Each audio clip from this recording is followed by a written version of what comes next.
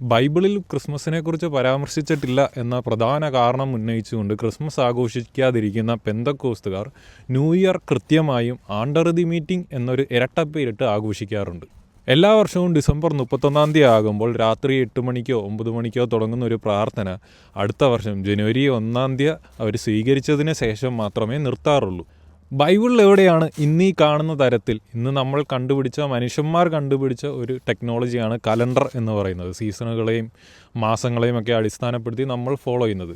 യേശുക്രിസ്തുവിൻ്റെ സമയത്തോ ബൈബിൾ ഉണ്ടാക്കിയ സമയത്തോ ഒന്നും 7 അയൽവക്കത്ത് കണ്ടിട്ടില്ലാത്തൊരു സാധനമാണ് നമ്മൾ ഇന്നീ കാണുന്ന കലണ്ടർ എന്ന് പറയുന്ന സാധനം.